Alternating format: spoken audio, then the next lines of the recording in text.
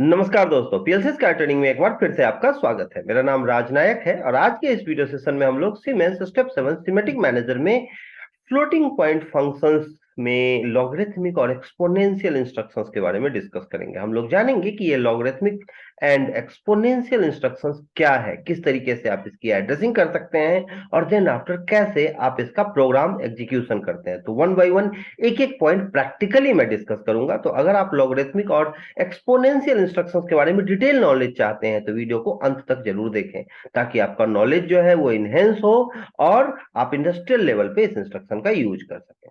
तो वीडियो में आगे बढ़ते हैं, बट आगे बढ़ने से पहले अगर अभी तक आपने मेरा चैनल सब्सक्राइब नहीं किया तो प्लीज चैनल सब्सक्राइब कर लीजिए और बेल आइकन प्रेस करना बिल्कुल मत भूलिए, क्योंकि जब आपने बेल आइकन प्रेस किया होगा तभी आपको नोटिफिकेशन मिल पाएगा और आपका नॉलेज इनहेंस हो पाएगा। तो शुरू करते हैं वीडियो को।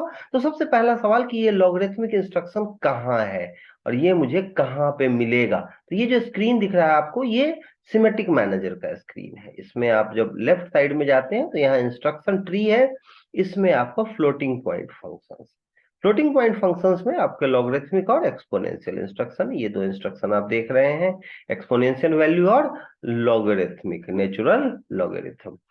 तो ये दोनों जो है हम लोग आज एग्जीक्यूट करना सीखेंगे। इसमें टोटली 15 इंस्ट्रक्शंस, कुछ इंस्ट्रक्शंस हमने अपने पिछले वीडियोज में डिस्कस किए हैं, तो आप चाहें तो उन्हें भी देख सकते हैं। अगर आपको addition, subtraction, multiplication, division, absolute value, square root और स्क्वायर फंक्शंस, इन इंस्ट्रक्शंस के बारे में जानना है तो आप मेरे पुराने वीडियोज देख सकते हैं। सेम प्लेलिस्ट में है, तो आपको कोई दिक्कत भी नहीं आएगी और आपका नॉलेज भी बढ़ेगा।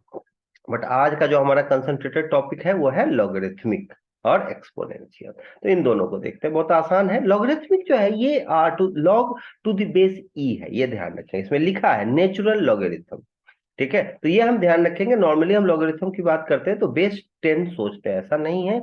यहाँ बेस ई है, तो यहाँ हम जो भी वैल्यू लेंगे वो बेस ई के रेफरेंस में होगा।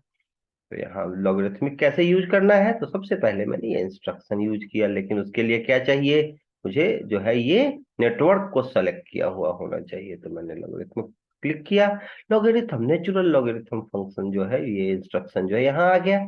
अब इसमें दो इनपुट है, एक en है। en मीन्स कि ब्लॉक को इनेबल करने के लिए आप इसे पुट कर भी सकते हैं यहाँ कोई भी बाइनरी डेटा, कोई भी डिस्क्रीट इनपुट, या अगर आप चाहते हैं कि नहीं कंट्रोलिंग आपके पास ना रहे तो आप नहीं भी इनपुट दे सकते हैं। बट कंट्रोलिंग तो चाहिए, ये सारा काम इसलिए कर हम लोग की कंट्रोल कर सकें। तो यहाँ मैंने एक इनपुट दिया कि इस ब्लॉक को मैं अपने अकॉर्डिंग कंट्रोल करूं। अब यहाँ इनपुट में कोई भी डबल वर्ड का डेटा आप ले सकते हैं, क्योंकि फील्ड का डेटा जो है वो वेरिएबल है। यहाँ MD0 लिया।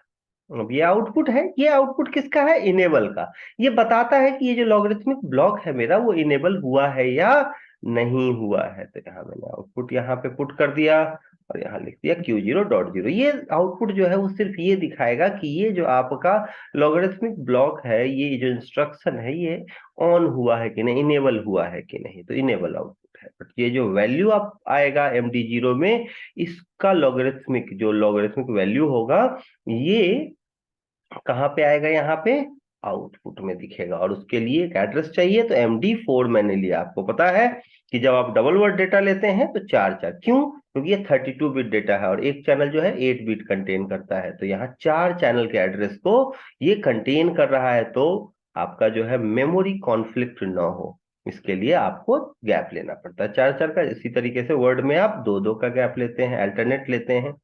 तो ये जो चीज है इसको ध्यान रखेंगे हम लोग। ऑलरेडी मैंने आपको हर इंस्ट्रक्शन के साथ ये बताया है। अब ये मैंने लॉगरिथमिक वैल्यू पुट कर दिया। अब मेरा सारा काम डन है। अब मुझे क्या करना है, सिमुलेट कराना है। तो उसके लिए सिमुलेटर पे जाऊंगा और यहां से सिमुलेटर ऑन कर दिया मैं। सिमुलेटर ऑन हो गया। अब यहाँ देखेंगे, यहाँ PLC सिम TCP/IP आ रहा है, इसको चेंज करना है PLC सिम MPI में।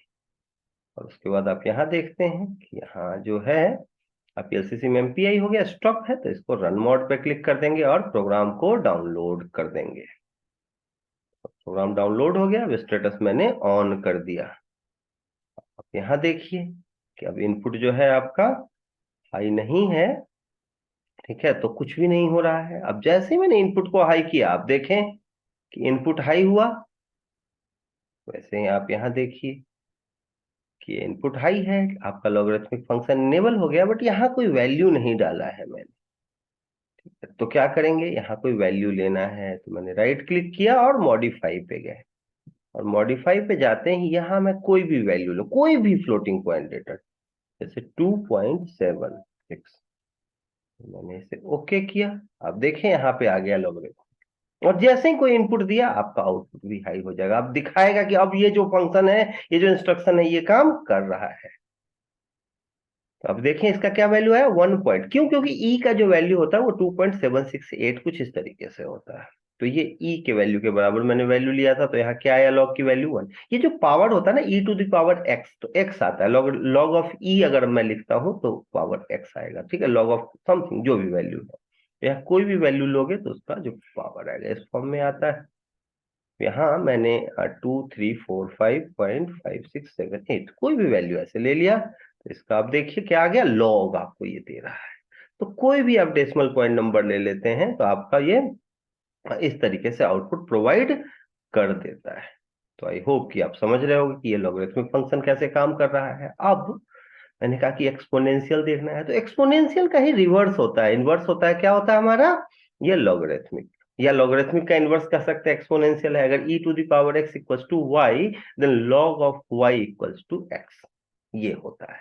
तो क्या है, बिल्कुल अपोजिट है। तो मैं क्या करता हूं, इसके आउटपुट को दूसरे के लिए इनपुट ले लेता हूं ताकि वैल्यू जो है वो सेम आए। तो इसके लिए मैंने नेटवर्क ले लिया, यहाँ इनपुट है, इनपुट में मैं सेम इनपुट ले लेता हूं, और यहाँ एक्सपोनेंशियल बिल्कुल अपोजिट है। आप इंडिविजुअल भी यूज कर सकते हैं, बट चूंकि यहाँ आप बेहतर तरीके से समझ सको इसलिए मैंने इनवर्स के फॉर्म में इसका यूज किया है। तो MD4 जो है वो इसका इनपुट में ले लेता हूँ, और इसका आउटपुट जो है वो क्या होगा, MD8।